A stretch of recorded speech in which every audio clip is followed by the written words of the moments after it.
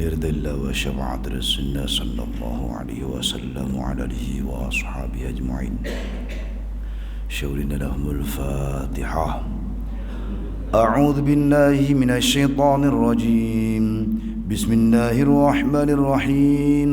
الحمد لله رب العالمين الرحمن الرحيم مالك يوم الدين إياك نعبد وإياك نستعين اهدنا الصراط المستقيم صراط الذين أنعمت عليهم غير المغضوب عليهم ولا الضالين. رب اغفر لي ولوالدي ولمشايخنا آمين يا رب العالمين.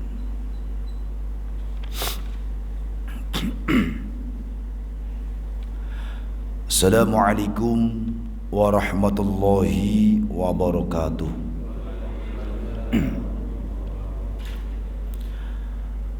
Alhamdulillahilladzi khalaqal mauta wal hayata liyabluwakum ayyukum ahsanu amala. Asyhadu an la ilaha illallah wahdahu la syarika lah wa asyhadu anna sayyidana Muhammadan abduhu wa rasuluhu alladzi la nabiyya ba'dah. Allahumma salli wa sallim ala sayyidina wa habibina wa syafi'ina wa maulana Muhammadin wa ala alihi wa ashabihi ajma'in, amma ba'd. Qala Allah ta'ala fi kitabihil karim. A'udzu billahi minasy syaithanir rajim. Bismillahirrahmanirrahim. Wa qumu lillahi qanitin. Sadaqallahul azim. Wa balagha rasuluhun nabiyul habibul karim. Wa nahnu ala dzalika minasy syahidin wasyakirin walhamdulillahi rabbil alamin.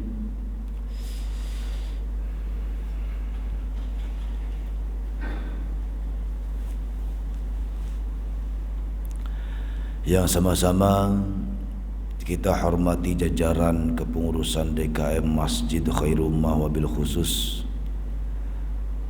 Ketua yang alhamdulillah pada kesempatan pagi hari ini beliau hadir di tengah-tengah kita. Mudah-mudahan senantiasa sehat walafiat. Amin ya rabbal alamin.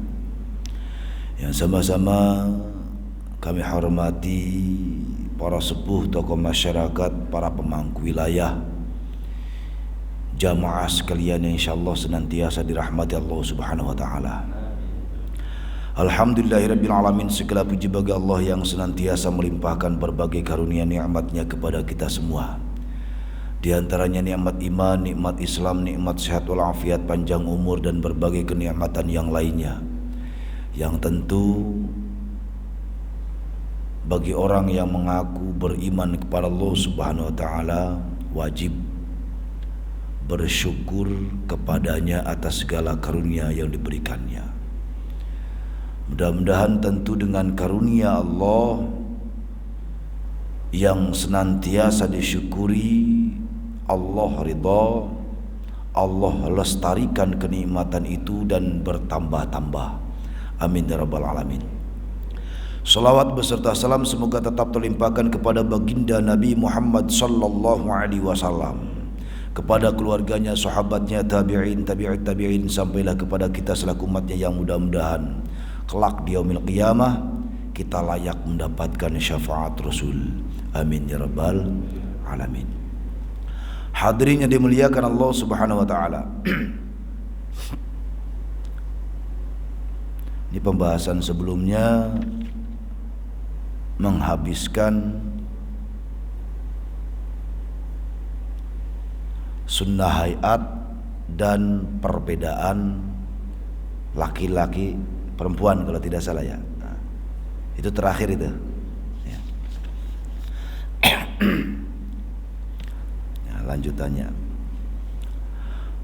A'udzu billahi minasyaitonir rajim. Bismillahirrahmanirrahim. Faslun walladzi tabtulu bihi sholatu ahada asyara syai'an. Fasal menerangkan perkara yang dapat membatalkan sholat itu ada 11. al-kalamu amdu wal amalul kathir. Yang pertama, berbicara secara sengaja. Yang kedua, melakukan perbuatan yang banyak melakukan tindakan atau gerakan. Idza takallama musalli amidan bima yasluhu li khitabil adamiyina batalat salatuhu. Ketika orang yang sholat berbicara secara sengaja dengan apapun bahasa yang difahami menurut umumnya ucapan adami, ucapan manusia, apapun ucapan yang secara sengaja dengan bahasa yang difahami pada umumnya manusia, batalat sholatuhu, batal salatnya.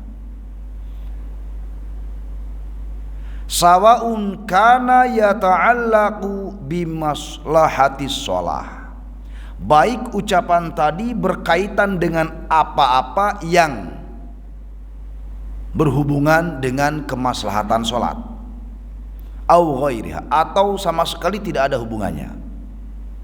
Walau kalimatan, walaupun satu kata. Ini ada perbedaan sedikit di dalam pemahaman tata bahasa Arab dan tata bahasa Indonesia. Kalau di dalam bahasa Arab istilah kalimah itu maksudnya kata. Nah, walau kalimatan, meskipun satu kata. Lah, pemahaman bahasa Indonesia, kalimat itu setidaknya mengandung dua unsur, subjek predikat. Aku memukul, lah itu. Sempurnanya ada objek, aku memukul anjing. Lebih sempurna lagi ada keterangan, aku memukul anjing di jalan, misalnya begitu. Jadi ada perbedaan yang prinsip antara tata bahasa Indonesia dengan tata bahasa Arab. Jadi kalau di dalam kitab misalnya dikatakan walau kalimatan, itu maknanya walaupun satu kata, bukan kalimat yang difahami dalam tata bahasa Indonesia. Sebab kalau kalimat dalam tata bahasa Indonesia itu kan ucapan yang terdiri dari beberapa kata, nah itu kalimat. Nah, lalu istilah kalimat dalam bahasa Arab itu apa? Kalimat dalam bahasa Arab itu artinya kalam. Kalam.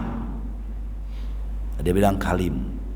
Ya, kalam itu setidaknya memuat sama dua unsur, yaitu fi'il dan fa'il. Doroba Zaidun, Zaid memukul. Lebih sempurna doroba Zaidun Amron, Zaid memukul Umar. Lebih sempurna lagi doroba Zaidun Amron fil fasli, Zaid memukul Umar di kelas, lah itu. Jadi itu kalam yang dalam bahasa Indonesia disebut kalimat gitu. Jadi walau kalimatan, meskipun satu kata, tetap membatalkan.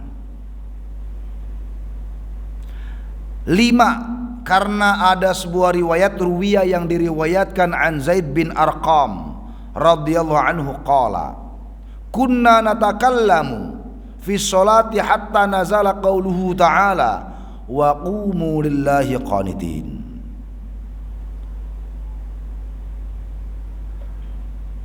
Hal ini berdasarkan sebuah riwayat hadis yang diriwayatkan dari Zaid bin Arqam.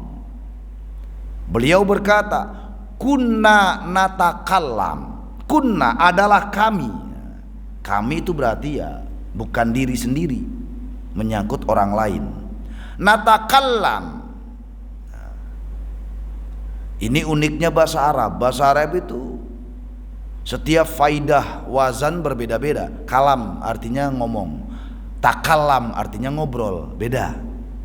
Kalau kalam artinya berbicara itu pasif.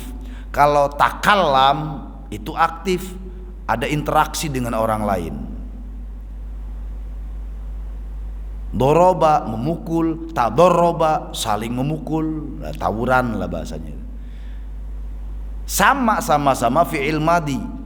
Doroba fi'il madi, tadoroba ya fi'il madi, cuman maknanya beda. Hanya satu huruf bikin makna beda. Doroba memukul, tadoroba saling memukul. Musyarakah bainatsnain itu faidahnya. Nah di sini dalam hadis dikatakan natakalam, kami ngobrol. Bukan kami ngomong, ngobrol. Lah kalau ngobrol berarti ada interaksi antara satu sama lain. Kunna natakallamu fi shalah. Adalah kami ngobrol di waktu sholat. Hatta nazala qauluhu ta'ala, sehingga turunlah firman Allah Ta'ala surah Al-Baqarah ayat 238.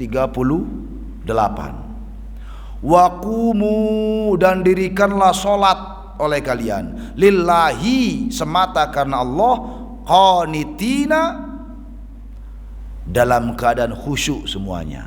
Qanitin itu khusyuk, tenang.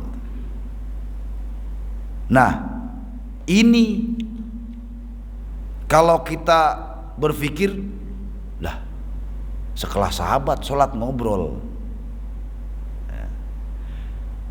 ya bayangan kita sesederhana itu. Iya, sekelas sahabat lagi sholat ngobrol. Ilah itu zaman awal-awal Islam, yang sholat baru ditata, belum banyak aturan lah, lagi diajarin sholat. Ya persahabat nggak tahu kalau itu terlarang. Ya sholat ya ngobrol aja gitu. Bagaimana kemarin? Korma sekilo berapa? Lah ngobrol misalnya gitu, lagi sholat. Ya kenapa mereka melakukan itu? Ya karena mereka belum tahu kalau itu terlarang. Sepertinya sepele, tapi ingat sahabat itu luar biasa imannya. Sekali turun ayat taat. Kalau kita kan berbuat salah diingetin masih ngeyel. Nah sahabat mah enggak. Emang banyak kelakuan sahabat yang menggelikan kalau kita membaca Sirah Nabawi itu. Nah lagi sholat ngobrol gitu loh. Ngobrol aja lagi sholat. Ya karena mereka belum tahu kalau itu terlarang. Setelah ayat ini turun, taat mereka.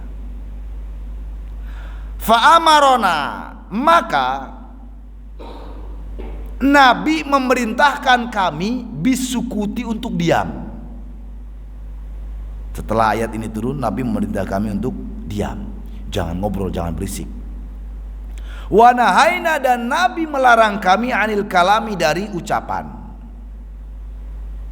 Wa qala alaihi salatu wassalam li Muawiyah bin Hakam as-Sulami, Nabi Muhammad sallallahu alaihi wasallam bersabda, ngomong, berkata kepada Muawiyah bin Hakam as-Sulami, qad syamit atisan fi shalah, sungguh Muawiyah bin Hakam as-Sulami ini berdoa bagi orang yang bersin di dalam sholat. Lagi sholat ada orang bersin, apa tadi? Si orang bersin kan layaknya mengucap alhamdulillah. Lah ini ngedoain yarhamukallah gitu. Lagi sholat itu. Ketika menyaksikan demikian, Nabi bersabda begini, inna hadhi sholata la yasluhu fiha syai'un minal kalamin nas, innama huwa tasbih wa takbir wa qiraatul Quran. Sesungguhnya sholat ini la yasluhu, tidak boleh bercampur fiha, di dalam sholat, syai'un apapun, min kalamin nasi, dari ucapan manusia. Innama huwa, akan tetapi sholat itu at-tasbih, mengandung tasbih, Wa takbir mengandung takbir, wa qiraatul Qur'ani dan bacaan Al-Qur'an. Jadi Nabi itu ketika menyaksikan Muawiyah bin Hakam As-Sulami itu mendoakan orang bersin dalam sholat, ya artinya kan baik, cuman dalam sholat tetap nggak boleh gitu. Inna hadhi sholata la yasluhu fiha syai'un min kalamin nas. Sungguh sholat ini tidak patut apapun dari kalam manusia untuk mencampurnya di dalam sholat. Tidak boleh. Tidak boleh berkata-kata di dalam sholat. Sungguh dalam sholat itu hanyalah ada tasbih, takbir, dan qiraatul Quran. Tahmid nggak ada. Yang adanya tasbih. Adanya tasbih di mana? Ya di dalam sujud dan ruku. Adanya takbir di mana? Ya di takbiratul ihram dan takbir intiqal setiap kali pergerakan sholat. Wa qiraatul Quran ya Al-Fatihah atau bacaan yang lain setelah Al-Fatihah. Nah, itu aja yang berlakunya dalam sholat.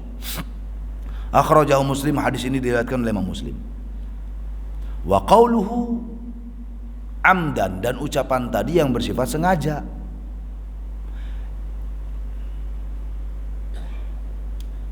Ahtaraza bihi anin nisyan, dikecualikan ucapan tadi karena terlupa. Ya lupa, enggak niat. Nah kalau mendoakan orang bersin emang niat sengaja. Lah kalau terlupa, ya enggak ada niatan, lupa aja dia mengucapkan sesuatu, lupa gitu loh. Lagi menghayal atau lagi ngelamun, dia ngomong dewek gitu ya, ya nggak sengaja, itu dikecualikan. Wa fi ma'nahu, nih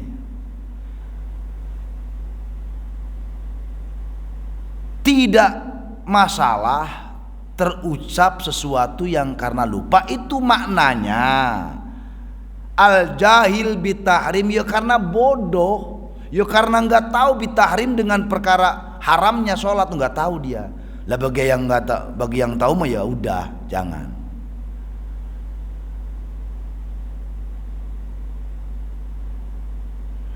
Nah bahkan dikatakan ya tidak batal, misalnya orang tidak tahu dia sholat ngobrol gitu. Al jahil bitahrim, jahil ya bodoh, bitahrim dia bodoh itu tidak ada pengetahuan baginya bitahrim dengan perkara-perkara yang diharamkan dalam sholat. Liqurbi ahdihi bil Islam,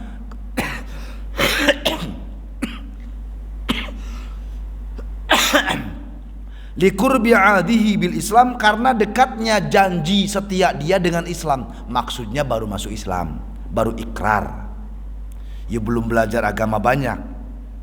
Ya dia sholat lah kok ngobrol, ya nggak tahu dia, orang nggak tahu kalau itu bikin batal, ya nggak masalah.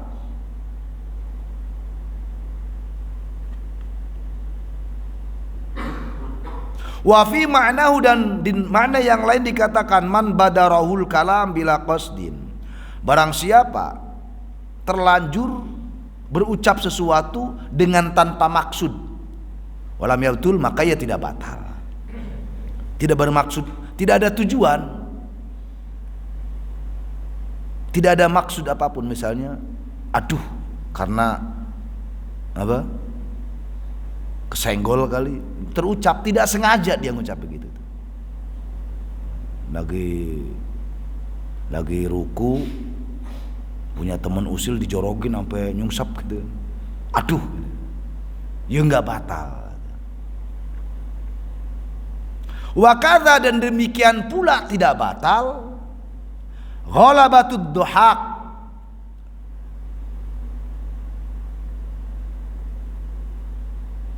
jadi menahan tawa, menahan tawa,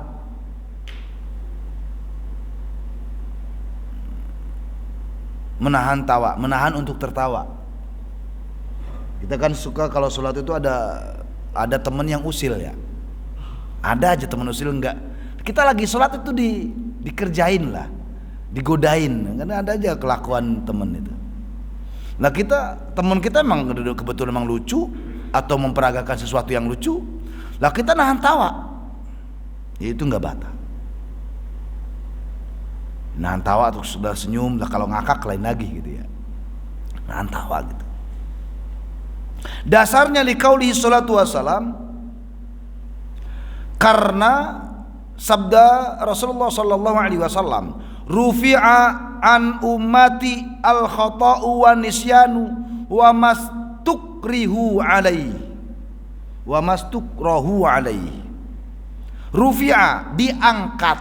Apa yang diangkat? Al-qalamu maksudnya, catatan. Ya enggak dianggap dosa, ya enggak dianggap pahala. An ummati, bagi umatku. Apa yang diangkat, apa yang tidak ada catatan bagi manusia, ya enggak dicatat dosa, ya enggak dicatat pahala. Al-khata'u. Khata' itu apa? Mirip lupa, cuman khata itu terlalaikan. Wa nisyanu, dan lupa. Khata. Jadi melakukan perbuatan, lupanya karena apa ya? Suatu sebab. Wa nisyanu, dan ya lupa mananya nisyan. Tapi yang menjadi catatan di sini, yang dimaksud tadi ghalabatid duhaq adalah wa mastukrahu alaihi. Ini maksudnya sesuatu yang dipaksa atasnya. Lah kita kan lagi sholat, ada orang goda, berarti kan kita dipaksa untuk tertawa. Wa mastakrahu alaihi, atau wa mastakrahu alaihi, perbuatan sesuatu yang dipaksa atasnya. Perkara haram itu tidak dosa baginya karena dia terpaksa. Misal dicekokin homer misalnya, ya dia nggak mau tapi dipaksa gitu kan, dalam ancaman. Jadi wa mastukrahu alaihi, yaitu perkara yang dipaksakan atasnya. Dia tidak rela berbuat sesuatu, dia tidak suka atas perbuatan sesuatu, tapi dia dipaksa untuk melakukan sesuatu yang dilarang. Maka rufi'a, Allah tidak menganggapnya sebagai dosa. Makna ini juga yang sampai pada istilah ad-daruratu tubihul mahdzurat ini. Karena perkara darurat, perkara darurat itu bisa memberikan kewenangan tubihul mahdzurat, adanya pembolehan terhadap perkara yang dilarang. Ad-daruratu tubihul mahdzurat, perkara darurat itu dapat pembolehan atas perkara yang dilarang, babi haram. Tapi karena darurat tubihul mahdzurat, maka diperbolehkan sesuatu yang terlarang. Ini semakna maksud dengan hadis ini, wa mastukrahu alaihi, sesuatu yang dipaksa atasnya. Dia tidak ingin, cuman keadaan yang mengharuskan dia berbuat seperti itu. Ya tadi lagi lapar-laparnya, udah nggak ada makanan sama sekali, adanya daging babi doang. Menjaga keberlangsungan hidup itu wajib hukumnya. Lemang kaning makanan udah habis, udah perbet, ada babi, darurat demi keberlangsungan hidup, makan, dimakan. Baru tahu enaknya bagi, enak ternyata babi ini. Ya udahlah, simpel, namanya perjalanan. Takutnya nanti sekian jam lagi nggak ada makanan, nyimpen dia, nggak boleh.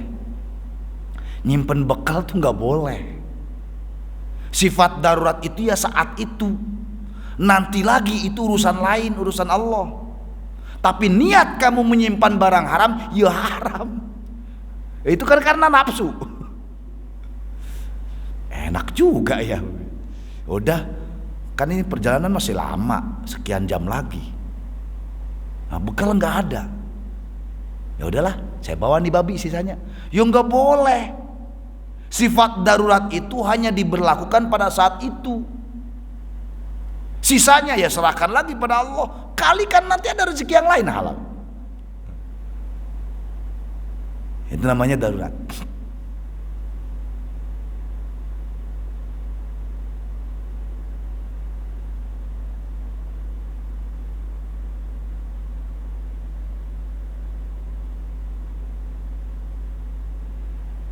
Hadirin yang dimuliakan Allah Subhanahu wa taala.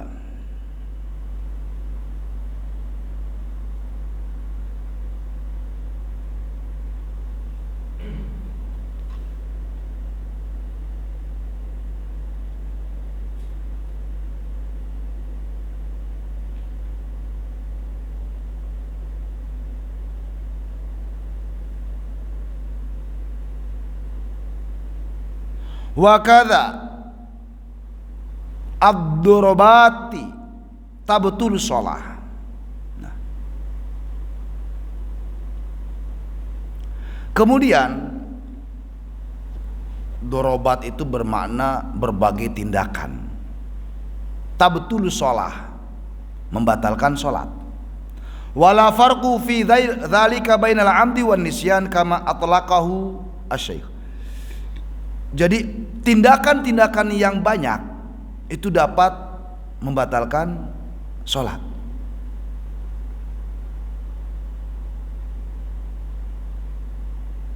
Wal aslu fi dzalika al ijma'u li anna al 'amal al katsira yughayyiru nadhamaha. Dasarnya di dalam perkara pembatalan sholat itu sudah ijma' ulama tentang banyaknya laku, banyaknya gerakan.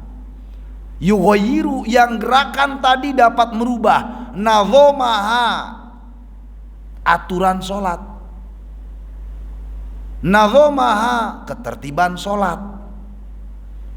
Itu yang menjadikan alasan banyaknya gerakan membatalkan sholat. Harusnya tenang. Wa qumu lillahi qanitin, tenang. Qanitin itu bermakna khusyuk. Khusyuk itu dalam artian, khusyuk itu kan urusan hati. Tapi yang dimaksud ayat ini khusyuk, bagaimana pancaran hati ada di dalam gerak-gerik. Bagaimana mungkin kita menilai orang nih sholatnya khusyuk? Dari mana taunya khusyuk? Oh, dari diam menghayati. Lah bagaimana mau dikata khusyuk? Garuk sana garuk sini. Ya kita aja mau bilang khusyuk, dari mana khusyuknya? Lagi sholat garuk sana garuk sini, dari mana khusyuknya? Setidaknya definisi khusyuk urusan hati, tapi nampaklah dari gerak-gerik. Nah itu.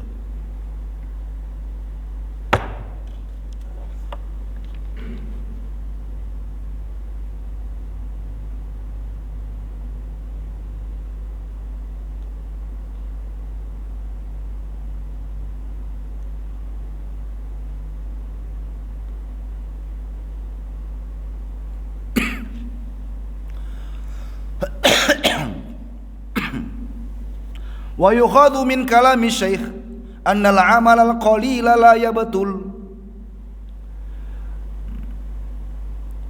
Ulama kita berpendapat, diambillah pendapatnya bahwa perbuatan yang sedikit la yabtulu, tidak membatalkan. Nah masalahnya sedikit banyak itu kan subjektif ya. Sedikit banyak itu kan subjektif. Kata orang yang doyan gerak sedikit, kata orang yang tenang segitu ge banyak. Lah coba ge saudara kita yang sholatnya garuk sana garuk sini, kita katakan jangan banyak gerak, kata mereka enggak, ya memang karena kebiasaannya begitu. Tapi untuk menjadi pertimbangan dan pedoman kita, Imam Syafi'i itu mengambil istilah banyak sesuai dengan kaidah bahasa. Dalam kaidah bahasa Arab, Kata banyak itu jamak, dan jamak itu dalam hitungan batasan maksimal 3. Jamak, di bawah jamak itu ada istilah mufrad, ada istilah tasniyah. Mufrad itu tunggal, tasniyah itu berdua. Kalau jamak itu batas minimal 3. Maka batas minimal inilah yang menjadi acuan banyak. Yang dimaksud banyaknya gerakan, maka batas minimalnya adalah 3. Imam Syafi'i berijtihad, istilah banyak itu dari jamak tadi. Hitungan jamak itu 3. Demi kehati-hatian tidak boleh gerakan 3 kali berturut-turut, karena 3 itu masuk kategori jamak, dan jamak itu bermakna banyak. Tuh, itu awal mula dasar Imam Syafi'i. Dan karena Nabi yang melarang jangan banyak gerakan selain apapun yang ditentukan dalam sholat. Lah kan banyak di sini maknanya apa dong? Ini butuh penjelasan dari imam, dari ulama yang mengerti tentang maksudnya. Karena istilah banyak itu kan relatif, ada batasan tentunya. Nah kalau kata banyak ini dikembalikan ke orang masing-masing, lah sekata-kata jadinya. Lah saya merasa sedikit gerakan saya. Lah kata orang, lu udah banyak gerak, kan jadi ribet. Karena tidak ada prinsip yang dipegang.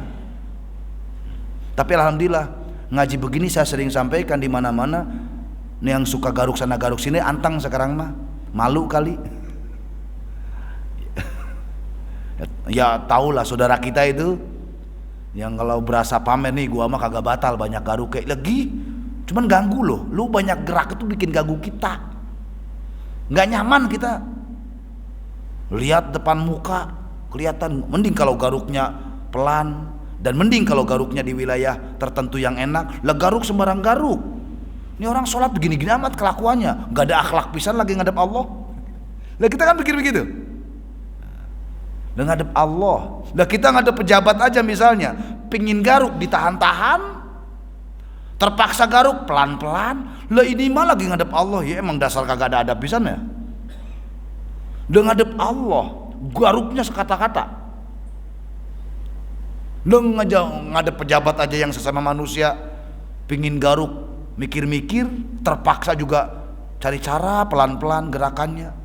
Ngadep Allah nggak ada adab pisan gitu, udah ketahuan.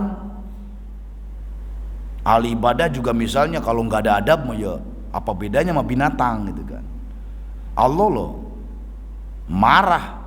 Nah, buat apa ketaatan yang dibungkus dengan amalia sementara adab tidak ada? Nah anak misalnya menyatakan bakti kepada orang tua, ya memang karena kaya ngirim duit, ngasih hadiah, tapi depan orang tua berhadap-hadapan duduk di kursi, kakinya melintang, kakinya selonjor di atas meja pula, lah kurang ajar banget. Sakit itu. Nggak cukuplah materi tindakan, adab itu yang lebih menenangkan. Itu logikanya Pak. Itu pun sesama Lah ini mah sama Allah, mestinya lebih daripada itu bicara adab. Hadirin yang dimuliakan Allah Subhanahu wa taala. Nah ini baru 2 Pak, nggak apa-apa, emang 2 ini perkara yang paling banyak ininya penjelasannya, yang lain-lainnya sedikit. Hadirin yang dimuliakan Allah Subhanahu wa taala, iklan di luar mondar mandir bet, tahu kita ge udah suruh selesai kali. mondar mandir ya bentar lagi lagi nyiapin kayaknya. Nah, hadirin yang dimuliakan Allah Subhanahu wa taala, demikian di antara 11 perkara yang membatalkan sholat, baru 2. Nggak apa-apa Ustaz ya? Biar sering ketemu. Jadi ya 2 ini yang memang seringkali yang problematika, 2 ini yang seringkali terjadi kerancuan, perdebatan. Kalau hadas mah hadas, udah pada paham lah. Nah, aurat udah pada paham. Lah ini kadang yang menjadi perdebatan sengit. Banyak gerakan kayak gimana sih? Ya karena kita punya saudara lain yang beda dengan kita, yang ya emang prinsipnya beda. Masalahnya ya kita sih masing-masing silahkan punya pedoman masing-masing.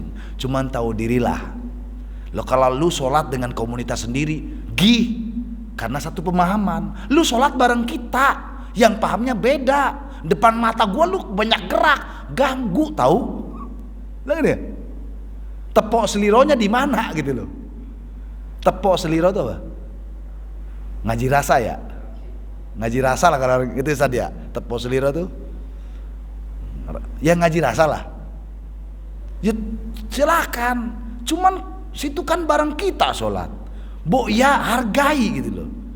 Sepet mata lihat garuk sana garuk sini, mending yang digaruk tempat-tempat yang jorok kadang.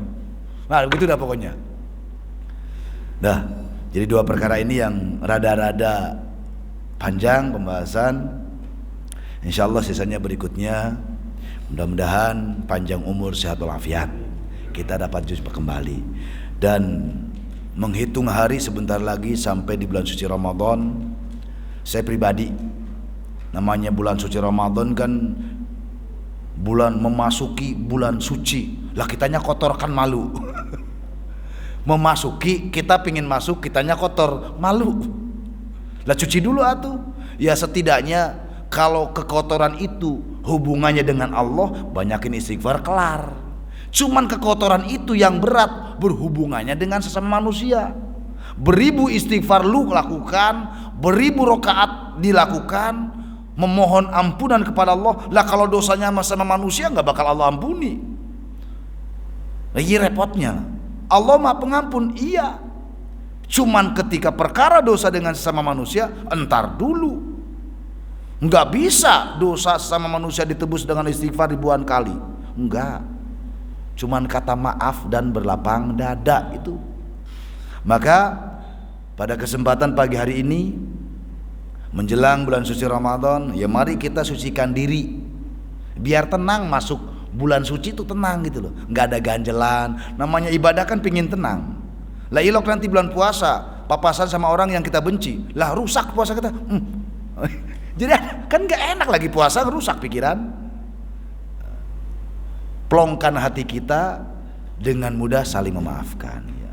Ya untuk pribadi saya mohon maaf kalau ada hal ihwal berkaitan dengan suasana ta'lim. Ya, kalau ta'lim gak seberapa, terkadang lagi ngobrol yang mungkin ada bahasa kata yang kurang berkenan ya Kia. Beliau yang sering jadi bahan. Untung beliau orangnya sabar gitu. Jadi kita saling memaafkan. Saya mohon maaf yang sebesar-besarnya jika ada salah. Begitupun andai memang di antara Bapak sekalian ada salah, yakin saya akan memaafkan. Saling memaafkan, berlapang dada. Dan dengan cara demikian tenang memasuki bulan suci Ramadan. Mudah-mudahan panjang umur, sehat walafiat sampai bulan suci Ramadan. Kita tenang di dalam mengamalkan segala amaliyah yang wajib, yang sunnahnya. Dan apapun amaliyah itu yang baik tentunya mudah diterima oleh Allah dan lipat gandakan pahalanya. Amin ya rabbal alamin. Al-Fatihah. A'udzu billahi minasyaitonir rajim. Bismillahirrahmanirrahim. Alhamdulillahi rabbil alamin arrahmanir rahim maliki yaumiddin. Iyyaka na'budu wa iyyaka nasta'in ihdinas siratal mustaqim siratal ladzina an'amta 'alaihim ghairil maghdubi 'alaihim waladdallin. Rabbi firli wali walidayya wali masyaikhina min ya rabbal alamin. Demikian sekali lagi mohon maaf kurang lebihnya. Wallahul muwafiq ila aqwamit thoriq. Assalamualaikum warahmatullahi wabarakatuh.